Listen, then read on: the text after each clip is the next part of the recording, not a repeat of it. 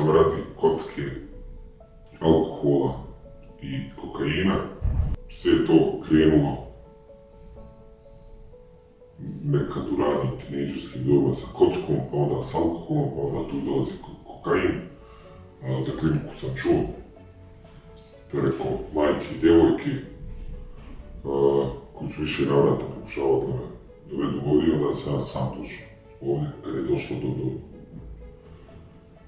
do kraja, kad sam dodao konac na kraj. Liječenje je bilo poprilično, poprilično liječenje je bilo korisno, osjećam se puno bolje nego kada sam dolazio u kliniku i nadam se da ću nastaviti da se osjećam još bolje kad izađem odavde.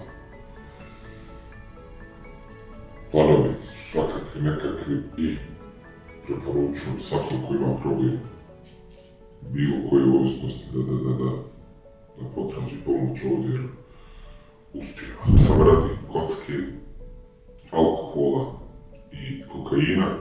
Sve je to krenulo nekad u ranim tinejdžerskim dobama sa kockom, pa onda s alkoholom, pa onda tu dolazi kokain. Za kliniku sam čuo preko majke i djevojke koji su više navrata pokušavali da me dovedu ovdje, onda sam ja sam došao ovdje kad je došlo do kraja, kad sam dodao konac na kraj. Što se liječenja tiče,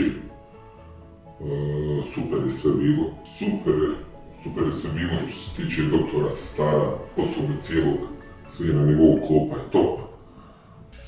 Liječenje je bilo poprilično, poprilično liječenje je bilo korisno, osjećam se puno bolje nego kada sam dolazio u kliniku i nadam se da ću nastaviti da se osjećam još bolje kad izađem odavde.